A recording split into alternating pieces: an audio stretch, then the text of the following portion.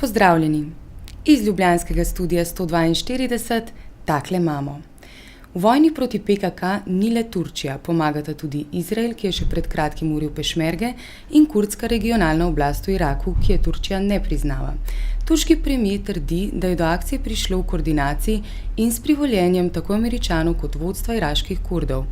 Iraški Kurdi ne podpirajo PKK, so pa izredno ogorčeni nad turškim vdorom v Irak. V primeru, da bodo tarča tudi civili, nameravajo v obrambo poslati svoje enote. PKK je na seznamu terorističnih organizacij v ZDA in Evropi.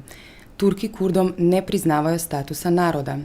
Od začetka konflikta leta 1984 PKK dolžijo za smrt okoli 40.000 ljudi. Precej resen problem z načeli imajo Združene države, ki turških Kurdov ne podpirajo. Do iraških so trenutno ambivalentni, močno podpirajo edino iransko-kurdsko uporniško skupino. Problem je njihovo dobro sodelovanje s PKK, ki velikokrat uporablja ameriško orožje namenjeno iranskim upornikom. Iranski kurdski uporniki imajo sicer smolo, da jih avtohtono prebivalstvo ne podpira.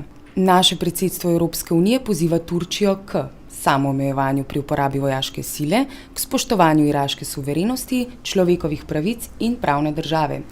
Turčija naj omeji svoje operacije na glavni cilj, ki je varovanje prebivalstva pred terorizmom. Po občem prepričanju so se v Iraku britanski vojaki obnašali precej manj kavbojsko kot njihovi ameriški kolegi. Leta 2004 naj bi po navedbah prič mučili in ubili 20 ujetih upornikov. Pričevanja potrjujejo poročila iraških zdravnikov, ki so pregledali trupla.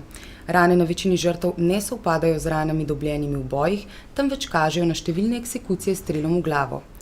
Eni žrtvi so odrezali penis.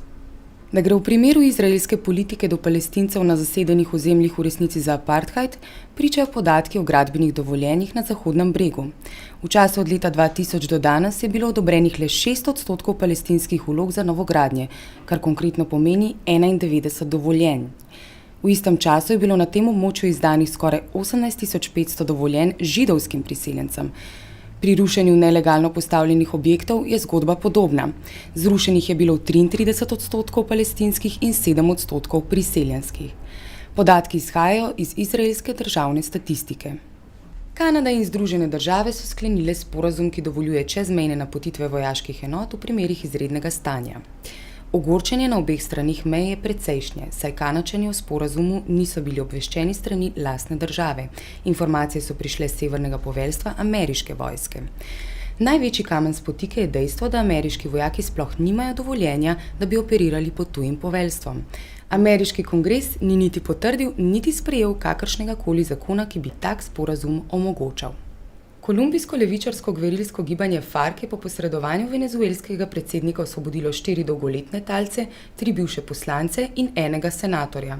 To gibanje ima zajetih še okoli 40 pomembnih talcev, s katerimi pritiska na oblasti k izpustitvi svojih pripadnikov in k pogovorom o končanju državljanske vojne, ki traja skoraj od vekomaj. In Colombia and abroad, an enormous controversy surrounds the FARC guerrilla. It is seen by some as a popular movement of liberation for the poor, oppressed majority of Colombia. It is viewed by others as a criminal organization terrorizing the country. Chavez je v tem trenutku edini, ki se z uporniki pogaja in ima rezultate, saj kolumbijska oblast ni pripravljena na pogovore, še manj na sprejetje kakršnihkoli zahtev strani FARC-a in večine revnega prebivalstva. FARC nadzira večino podeželja, ki postaje čedalje bolj pomembno zaradi odkritih zalog nafte. Boji vojske in desničarskih milic s gverilci FARC in ELN so zato čedalje bolj pogosti. Kolumbija je tretja največja prejemnica ameriške vojaške pomoči na svetu.